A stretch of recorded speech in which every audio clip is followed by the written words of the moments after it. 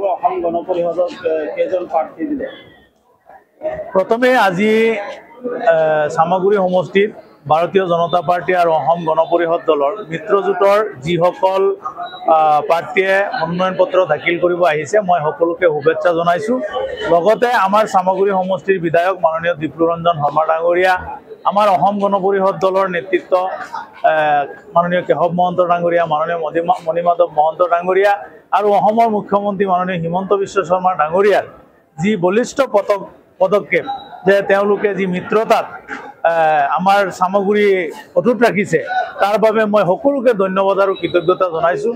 ইতিমধ্যে আমাৰ বিধায়ক ডাঙৰীয়া, আমাৰ অসম গণ পৰিষদ আৰু ভাৰতীয় জনতা পাৰ্টিৰ এই মিত্ৰতাত আমাৰ সামগ্ৰী সমষ্টিত 25টা পঞ্চায়তৰ ভিতৰত 8খন পঞ্চায়তত আমাৰ ইতিমধ্যে আঞ্চলিক সদস্যৰ বাবে অসম গণ পৰিষদৰ প্ৰাৰ্থী বা মিত্ৰজোঁটৰ প্ৰাৰ্থী হিচাপে প্ৰক্ষেপ কৰিছে আৰু এখন জিলা পৰিষদত আমাৰ অসম গণ পৰিষদৰ প্ৰাৰ্থী প্ৰদান কৰিছে।